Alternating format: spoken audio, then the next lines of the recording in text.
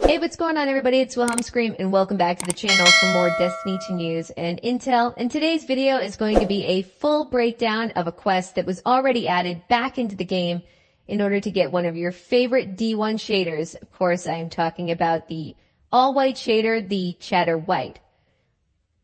I'm also going to do a breakdown of an upcoming event or upcoming events, as we do have the Dawning releasing on Tuesday's reset. And though there will be another event in order to get other rewards in the future, I'm not totally sure if it's tied to the Dawning and it's just a sub-event or quest line, or if this is going to be a completely different quest altogether or different event altogether. So we'll do a little bit of speculation on that.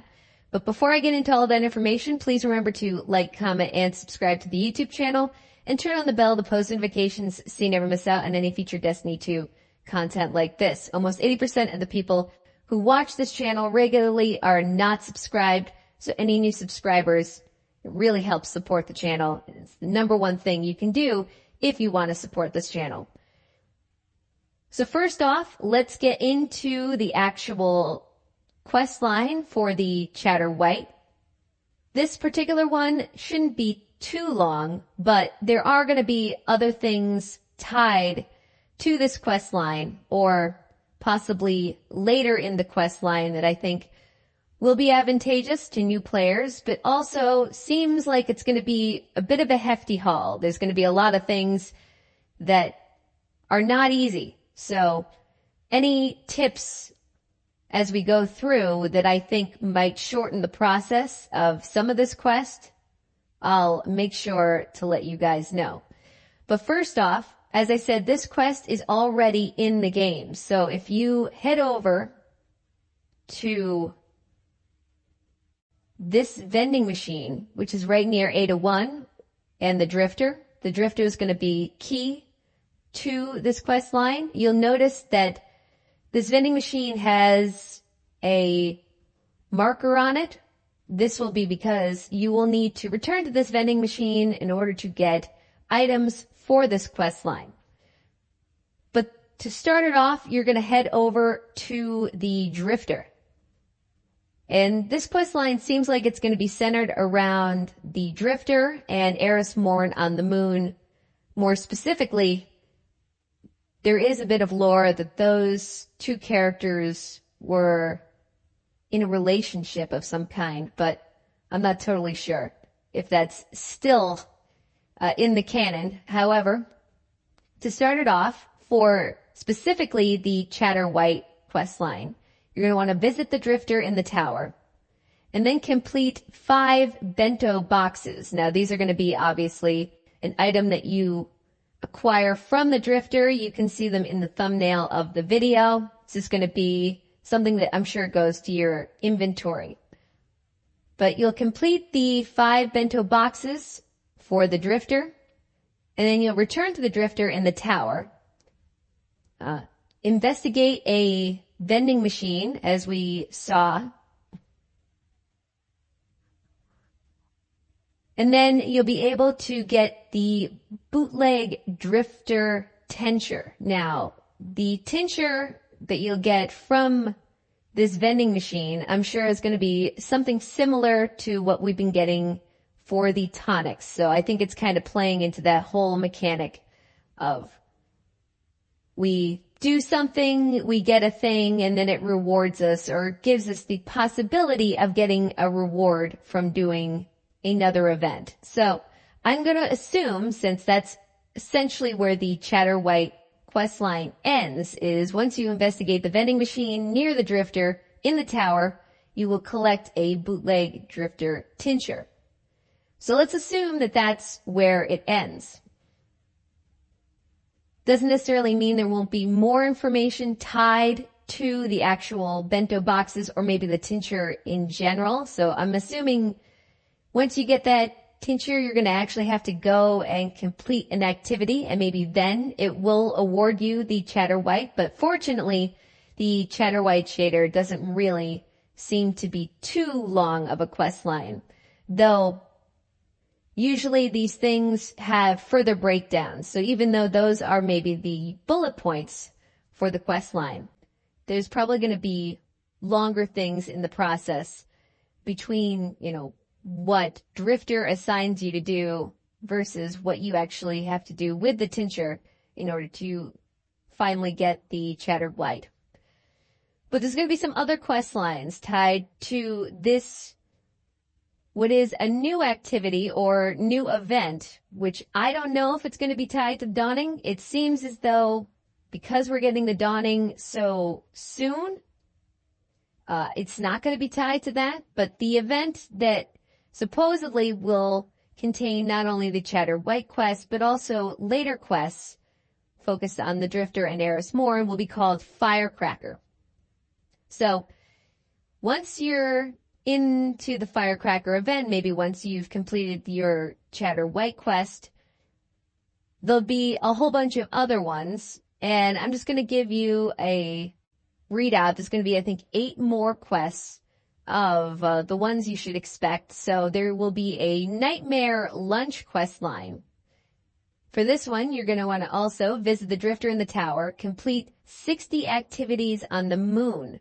Nightmare hunts grant bonus progress. It's going to be a while since I've done a nightmare hunt, but there are plenty of ways that you can speed run those, a couple of glitches that you can do for those. So maybe when we get to that point, I will give a further breakdown of those, but just know that there are, depending on which one you pick, return to Eris Morn on the moon, then turn in the bento token you just received for rewards from Eris Morn on the moon. The Stuff of Legends questline. So this is another one. Step 1, speak with the Drifter in the Tower to receive your next assignment in Tactical City Defense. Step 2, finish final encounters in any raid or dungeon. Raids provide additional progress. 2 will be required. So if you get 2 completions, that's for the final boss in any raid, you will complete that part. But that's a difficult spot. Either the final encounter, not just any encounter, but the final encounter in either a raid or dungeon. Off the top of my head, I'm going to say that probably the easiest one to do is maybe the Spire of the Watcher. It's kind of an easy boss to defeat as far as dungeons go. I'm trying to think, as far as a raid is concerned, what final boss of a raid is the easiest? I might have to think about this a little bit more. It might be Atheon, honestly, in Vault of Glass. So, unless I'm maybe Crota. Crota might be an easy one to defeat. But in any case, after that, you'll return to Eris Morn on the moon. That's the 3rd step. Step 4, turn in the bento token you just received for rewards from Eris Morn on the moon. The dubious bento quest line. So this is the 3rd quest line. Step 1, speak to the Drifter in the Tower. He has a quest related to creating a questionable bento. Step 2, collect 10 dubious celery from defeated targets in Gambit and collect 10 sentry eggs from defeated combatants on the moon. Okay, so we're going to have to play some Gambit. The only way Bungie can really get us to play Gambit at this point, I think. But then return to Eris Morn on the moon. Step 4, turn in the bento token you just received for rewards from Eris Morn. Then we have, for the 4th quest, the Martial Mementos questline. Speak with the Drifter in the Tower to see what tactical assignments he has for you. Step 2, get 200 final blows with Malfeasance, Wither Horde, Touch of Malice, Whisper of the Worm, Xenophage, or Arbalist. So, in keeping with that specific version of weapons, not fallen weapons, but that aesthetic of weapons you'll have to get kills with. Of those ones listed, I think Xenophage might actually be the easiest one to get kills with, though Malfeasance, you'll probably have better weapons economy, so if you have either one of those. Witherhoard also will probably be pretty easy. Step 3, return to Eris Morn. Step 4, turn in the bento token you just received. Then we have the Snakebite questline. Speak to the Drifter in the tower for a new assignment in tactical defense of the city. Step 2, secure 200 final blows with Gambit weapons. Okay. Step 3, return to Eris Morn. Then we have the Dredgens of your questline. Step 1, speak with the Drifter in the tower to see what tactical defense assignments he has for you next. Step 2, get 50 Guardian final blows in Crucible or Gambit. Final blows in Gambit with hand cannons earn additional progress. That's sort of like an old quest line we had, I think, a long time ago, which I'm trying to remember. It was for one of the pinnacle weapons, when we used to have pinnacle weapons. Step 3, return to Eris Morn on the moon. So yet another way to play Gambit, another reason to play Gambit. Although I'm probably going to play the Crucible because it's going to be a lot easier to get 50 Guardian kills in there. And then we have the final Nightmare Kills quest line. Step 1, speak with the Drifter in the tower. He seems to be in a playful mood.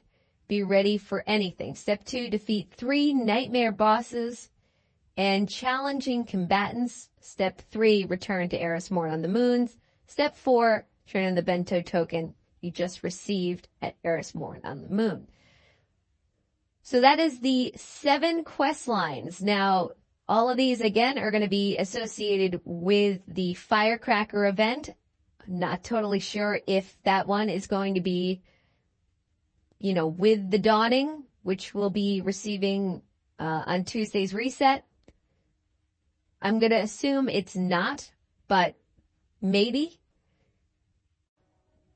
As I said, the Chatter White should only be available from the first quest, so all those others, I'm not totally sure what they're going to award as of yet, but hopefully some good rewards, as those are some serious quests in a couple of the cases. A lot of kills required. Some endgame weapons are going to be required, or endgame activities are going to be required.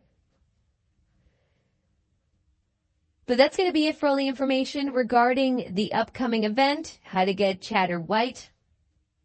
I'm also going to leave a link in probably the pinned comment of this full quest line and all those quest lines that I just read, so you can read them yourself if anything was a bit confusing there.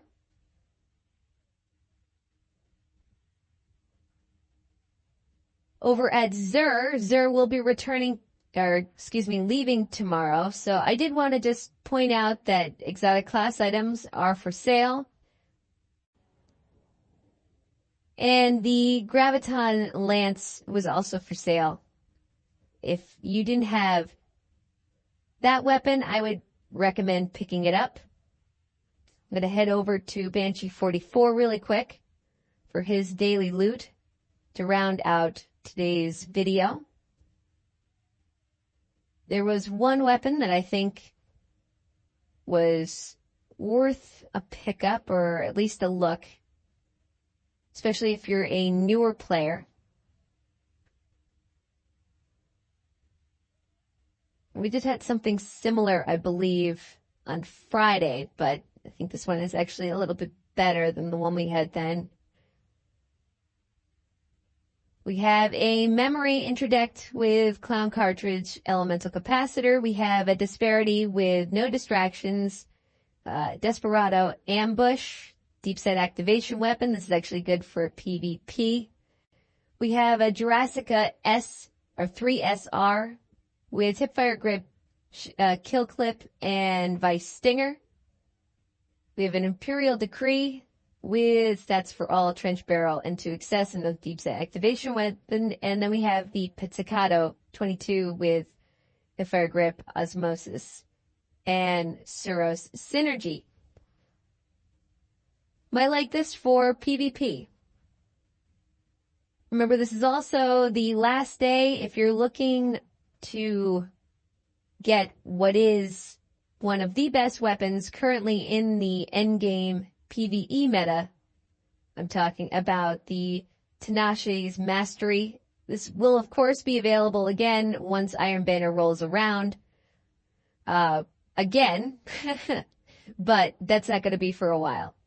So if you haven't picked this up in the last 2 weeks, I would definitely farm it out as much as you can, get those Iron Engrams, and just try to get a Chill Clip one, because that is absolutely excellent at the moment. And if you have Devour running on any of your characters or any of your subclasses, the Chill Clip does proc Devour for, let's call them heavier enemies.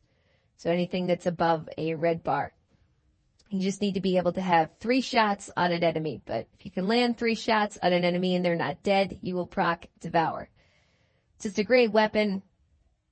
And then over, we had the Vanguard this week. We had the Undercurrent grenade launcher available, which is excellent weapon. One of the best grenade launchers you can get. Certainly one of the best waveframe, and waveframes are the best in the game.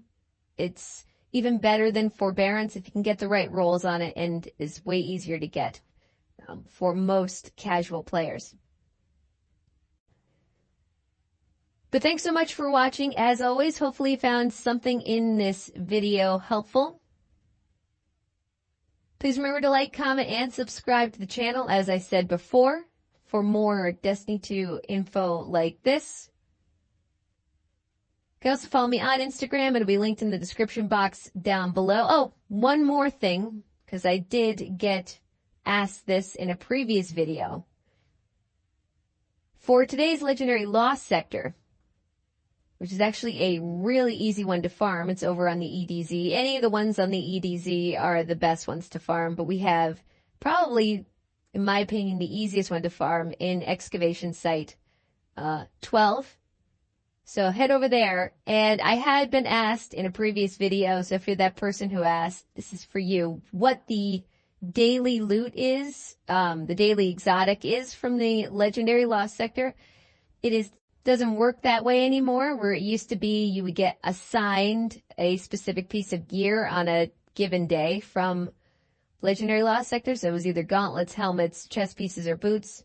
That's not how it works. Now, if you go to Focus Decoding, you just get exotic Engrams from Legendary Lost Sectors, but this is where it's determined what the daily loot is. So what Bungie is assuming is that if you're farming Legendary Lost Sectors, you're just farming it for exotic Engrams, and then you can go over to the first page of Focus Decoding, and it will have one of the 4 pieces listed for you. So today's boots. So that's how you check.